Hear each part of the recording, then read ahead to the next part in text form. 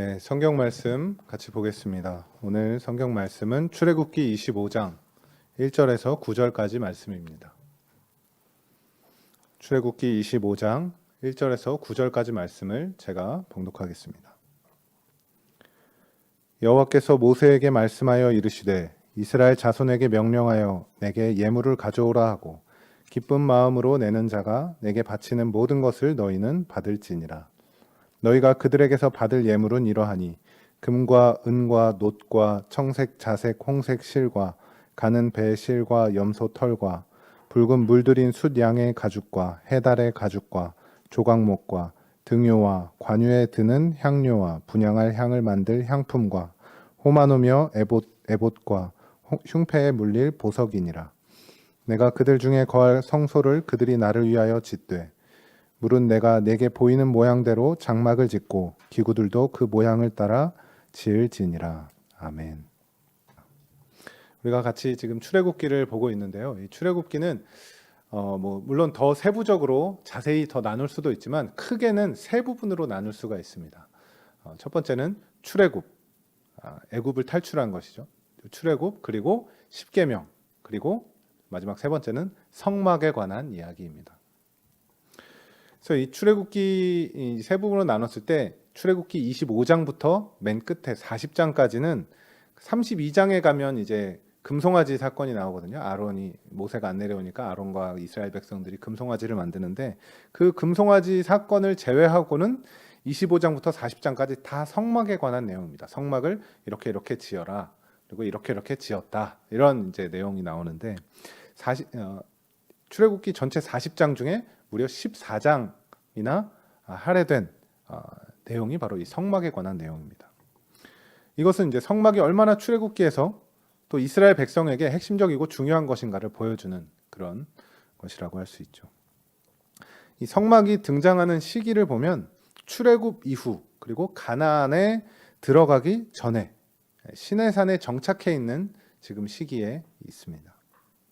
이 시기는 이스라엘이 노예민족으로서의 어떤 집단 탈출에 급급했던 그런 출애굽 직후부터 이제 시내산 초기까지의 시내산에 그 도착하기까지의 그 초기 행군 시기를 마감하고 그리고 이제 본격적으로 가나안 정복 전쟁을 임하기에 앞서 전열을 정비하는 일종의 중간기, 준비 단계라고 할 수 있습니다. 가나안에 여러분 성경 다 아시겠지만 가나안에 들어가려면 그냥 무혈 입성할 수 있는 것이 아니라 그 땅에 있는 거주민들을 쓸어버려야만 했습니다.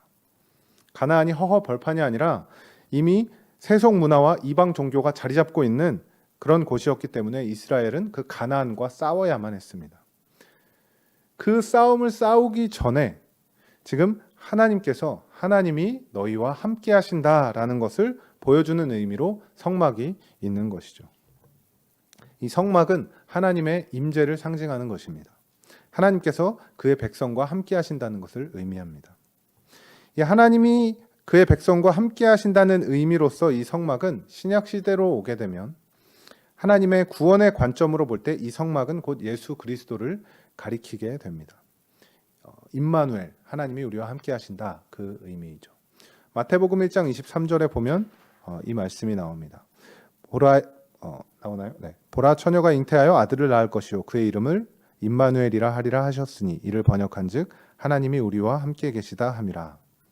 이렇게 예수 그리스도가 이제 성막이 예수 그리스도를 상징하는 그런 예표로서 하나님이 우리와 함께 계신다는 것을 나타내는 것으로서 이제 보여진다는 것을 의미합니다. 이것을 영어로는 타이폴로지라고 예표 이렇게 말을 합니다.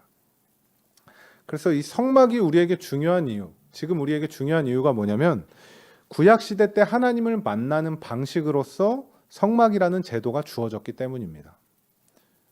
이것이 뭐냐면 이 성막을 통해서 백성들은 하나님의 뜻을 구하기도 했고 죄를 회개하기도 했고 감사를 드리기도 했습니다.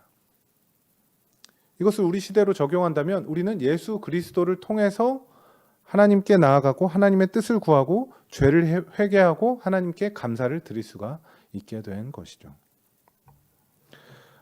우리 출애굽기 25장 앞에서 출애굽기 24장에서는 언약 체결이 있었죠. 하나님과 언약 체결이 있었는데 이 시내산에서 언약 체결이 하나님과 이스라엘 민족 사이에 기본적인 법적 관계를 규정하고 확증하는 것이었다면 이 성막 건축은 하나님께서 이스라엘 민족의 삶의 그 현장 가운데 계속 동행하시고 또 그들의 모든 삶의 유일한 기반이 되심을 알려주기 위한 것이었습니다.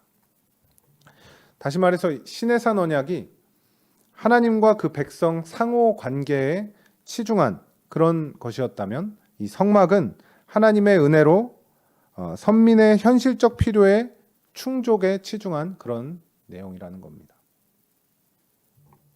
쉽게 말하면 시내산에서의 하나님께서 이스라엘 백성들과 맺으신 그 언약은 수직적 관계, 하나님과의 관계에 대한 문제이고 또 성막은 이 땅에서 하나님의 백성들에게 일어나는 모든 일에 관한 것이라고 우리가 이해하면 됩니다. 오늘 본문 출애굽기 25장은 그 성막을 지으려고 하는 그 시점, 출발 지점에 있는 겁니다. 25장부터 40장까지가 성막에 관한 이야기라고 했죠.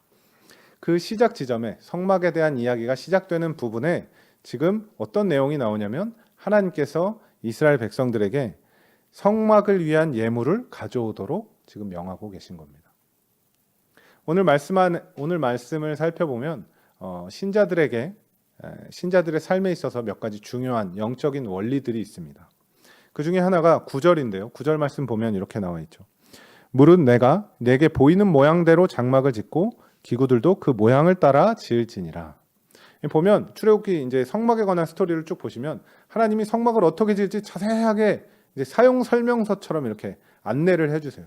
그리고 그것을 따라서 성막을 짓는 이스라엘 백성들의 모습이 나옵니다. 그러니까 성막을 지을 때 자기가 짓고 싶은 대로, 우리도 지금 교회 건축하고 있지만 우리가 하고 싶은 대로 이렇게 하는 것이 아니라 설계의 도를 따라서 짓는 거죠. 마찬가지로 하나님이 이스라엘에게 보여주는 그 모양대로, 그 모양을 따라서 지어야 한다는 겁니다. 그러니까 하나님께서 방법을 다 알려주시는데 그 방법대로 지으라는 거죠. 이것을 우리 삶에 적용한다면 하나님께서 원하시는 삶을 우리가 살아야 한다는 겁니다. 우리가 하고 싶은 대로가 아니라 하나님이 원하시는 그대로의 삶을 살아야 한다는 겁니다. 성경에서는 우리가 하나님의 뜻대로 살아갈 때 가장 사람답게 살아갈 수 있다라고 말하고 있습니다. 그런데 이것과 연결되어서 오늘 여러분과 같이 제가 더 깊이 생각하고 묵상하고 나누고 싶은 그런 영적 원리는 2절, 오늘 본문 2절에 나와 있습니다. 2절 말씀을 제가 한번 읽어보겠습니다. 이스라엘 자손에게 명령하여 내게 예물을 가져오라 하고 기쁜 마음으로 내는 자가 내게 바치는 모든 것을 너희는 받을지니라. 여기 보면 하나님께서 이스라엘 자손들에게 예물을 가져오라고 말하고 있습니다. 그리고 이제 그 성경 말씀 보면 이제 여러 가지 예물과 이제 가져올 것들 쭉 이제 나오죠. 어디에 필요한 것들 뭐 이런 것들 나오고 있습니다.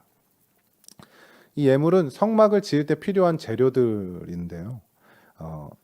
하나님이 너희와 함께 하신다는 것을 상징적으로 보여주는 그 성막을 지을 때 그의 백성들의 예물을 통해서 성막을 지으시길 원하신다는 겁니다. 이것은 하나님께서 그의 나라를 세워가실 때 그의 자녀된 자들과 함께 하나님의 나라를 세워가신다는 것을 보여주고 있습니다. 여기서 우리가 한 가지 오해하지 말아야 될 것은 오늘 말씀을 보고 우리에게 직접 적용을 해서 예수를 믿으려면 돈이 있어야 된다라고 직접 대입을 해버리는 겁니다. 하나님이 우리와 동역하시는 것을 단지 헌금을 내야 한다라는 의미로 제한해서 생각해서는 안 된다는 겁니다. 단순히 물질적인 것으로 이것을 이해해서는 안 되고 하나님의 자녀된 자들의 삶이라는 보다 넓은 측면에서 이것을 바라봐야 합니다. 이스라엘의 삶의 본질은 하나님께 드리는 삶이다. 삶을 드리는 것이다 라는 겁니다. 하나님께 삶을 드린다는 것은 그 사람이 얼마나 하나님께 드릴 만한 존재인가를 이야기하는 것이 아닙니다. 또 하나님이 우리에게 은혜를 베푸셨으니 그 은혜를 너희는 갚으면서 살아라 라는 것이 아닙니다. 우리는 하나님의 그 크신 은혜를 다 갚을 수가 없습니다. 하나님께서 우리를 그분의 자녀로 택하셔서 부르시고 우리를 구원하신 것은 하나님께서 뭔가 좀 부족하시거나 아니면 뭔가 좀 하나님이 대접받기 위해서 그렇게 하시는 것이 아닙니다. 하나님이 쉽게 말하면 돈이 없어서, 하나님이 예물이 없어서 예물 가져오라 라고 하는 것이 아니라는 겁니다. 하나님은 스스로 지극히 존귀하신, 지존하신 분이시고 스스로 모든 것 위에 뛰어나신 분이십니다. 우리에게 뭔가를 받아야만 충만함이 채워지는 그런 분이 아니라는 겁니다. 그런데 하나님께서는 하나님의 형상을 따라 지음받은 사람이라는 존재를 통해서 일하기를 원하시고 영광 받으시기로 작정하셨기 때문에, 그래서 우리를 창조하시고 그 기쁨과 영광의 자리로 초대하고 있는 것입니다. 이것은 참 신비한 일입니다. 우리가 우리의 생각과 우리의 이해와 우리의 수준으로는 다 이해할 수가 없습니다. 그러나 한 가지 분명한 것은 하나님의 약속은 혼자서 하신 것이 아니라 우리를 하나님의 영광된 자녀의 자리로 단순히 부르시는 것으로만 끝나지 않고 그 자녀의 삶을 기뻐하는 자리까지 나아오도록 우리를 이끌고 계신다는 겁니다. 아까 2절 다시 보면 그 2절에 하나님께서 예물을 가져오라고 하시는데 뒷부분에 이렇게 나와 있죠. 기쁜 마음으로 내는 자가 바치는 모든 것을 받을지니라, 이렇게 말씀하고 있습니다. 기쁜 마음으로 내는 자. 이것을 우리가 자꾸 물질적으로만 해석해서 헌금 낼 때 미간에 주름 펴라, 헌금 낼 때 웃으면서 헌금 내라, 이렇게 해석하면 물론 그 말이 틀린 말은 아닙니다. 물론 여러분 헌금하실 때 기쁜 마음으로 헌금을 하셔야 됩니다. 억지로 하거나 마치 세금을 내는 것처럼 생각해서는 안 됩니다. 그것은 잘못된 것이죠. 우리는 이 이스라엘 자손들이 예물을 기쁜 마음으로 낸다는 것을 넓은 의미에서 생각할 수 있어야 합니다. 이 예물을 드리는 것은 우리의 삶을 드리는 것으로 생각할 수 있는데 여기서 우리는 두 가지 영적인 의미와 적용점을 발견할 수가 있습니다. 첫 번째는 우리의 삶은 하나님께 드리는 삶이 되어야 한다는 겁니다. 그리고 두 번째는 하나님께 삶을 드릴 때 기쁜 마음으로 드려야 한다는 겁니다. 첫 번째는 우리가 하나님께 우리의 삶을 드려야 한다는 것, 그리고 두 번째는 우리가 삶을 드릴 때 기쁜 마음으로 드려야 한다는 것. 물론 당장 기쁨이 나타나지 않을 수 있습니다. 아주 단순하게는 교회 다니는 사람 중에 왜 교회에 다녀야 되는지 아주 확실한 이유를 발견하지 못하고 교회를 다니는 사람이 있을 수 있습니다. 왜 믿어야 되는지 모르는 사람이 있을 수가 있습니다. 그러나 분명한 우리 인생의 골, 우리의 목적지는 우리의 삶이 하나님께 드려지는 삶이 되어야 한다는 것과 그 삶을 기쁜 마음으로 드려야 한다는 겁니다. 결국 우리는 하나님을 믿는 자로서의 삶의 그 기쁨을 회복해야만 하는 것이죠. 그러나 우리가 우리의 삶을 돌아볼 때 하나님께 우리의 삶을 드리는 것이 기쁘지 않을 때가 많이 있습니다. 여러 가지 우리 삶에 나타나는 일들과 상황들로 인해서 우리의 영혼이 침체되고 기쁘지 않을 때가 있습니다. 이 신자의 영적 침체를 분석하고 성경적으로 분석하신 분이 있는데요.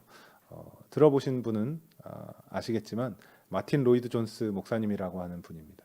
제가 이분의 책을 제일 처음 접한 게 이 영적 침체라는 책이었습니다. 영국에서 목회하셨는데요. 이분의 책을 보면 영적으로 침체되는 여러 가지 이유들을 성경적으로 이제 분석해서 이제 그 해답을 성경 안에서 발견해 내시는데, 첫 번째 챕터, 제일 첫 번째 보면 영적으로 사람들이 침체가 되는 일반적인 이유를 세 가지를 이야기해 줍니다. 그 세 가지가 뭐냐면, 첫 번째가 교리에 대한 이해 부족, 그리고 두 번째가 신체의 연약함, 그리고 세 번째가 사탄 마귀의 존재, 이렇게 세 가지를 이야기합니다.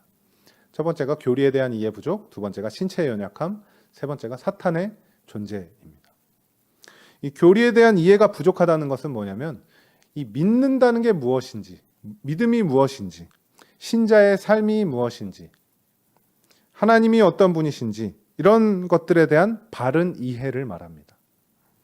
그러니까 사람 사이의 관계에서도 우리가 마찬가지인데 제대로 된 이해가 없으면 뭐가 생기죠? 오해가 생기죠. 이해가 부족하면 오해가 생기고, 오해가 생기면 갈등이 생기고, 갈등이 생기면 결국 그 관계와 그 삶에는 기쁨이 없어지게 되는 거죠. 신체적 연약함, 이것은 여러분 말할 것도 없습니다. 사람의 몸은 정말 신비로워서 이 몸과 영혼이 서로 분리되어 있지가 않습니다. 서로 연결되어 있습니다. 그래서 몸이 아프면 몸만 아프고 끝나는 것이 아니라 그 육신의 질병이 영혼에 영향을 끼치게 됩니다. 그래서 몸이 너무 아프면 마음이 무너지고 또 영혼이 피폐해지는 것을 경험하게 됩니다. 우리가 이제 이 설교 후에 같이 기도 제목, 여러 가지 기도 제목을 가지고 기도를 할 텐데 그 중에 우리가 많이 기도하는 것 중에 하나가 우리 다윗교회 성도들의 육신의 질병을 위해서, 또 우리 성도들의 가족들의 육신의 질병을 위해서 같이 기도를 합니다. 물론 우리가 그 육신의 질병을 낫게 해달라고 하나님께 기도해야 됩니다. 하나님께서 그 육신의 질병을 치료해 주시기를 간절하게 구하면서 나아가야 합니다. 그러나 그것과 동시에 우리는 그 육신의 질병으로 인해서 그 사람의 영혼이 무너지지 않도록, 그 영혼이 침체되지 않도록 하나님께서 그 영혼을 붙들어 달라고 그렇게 기도해야 됩니다.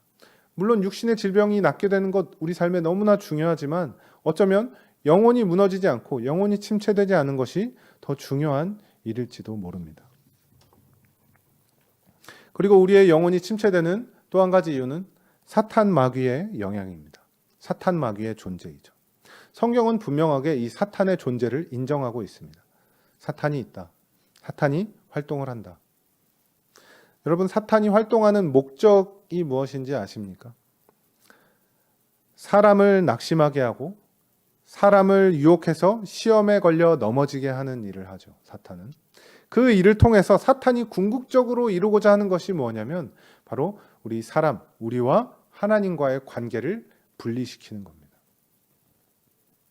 우리가 하나님께 나아가려고 하고 하나님과의 관계가 가까워지려고 하면 할수록 사탄은 우리를 어떤 수단과 방법을 동원해서라도 특별히 우리의 약점을 최대한 공략해서 그곳을 집중적으로 파고들어서 우리를 넘어지게끔 만듭니다.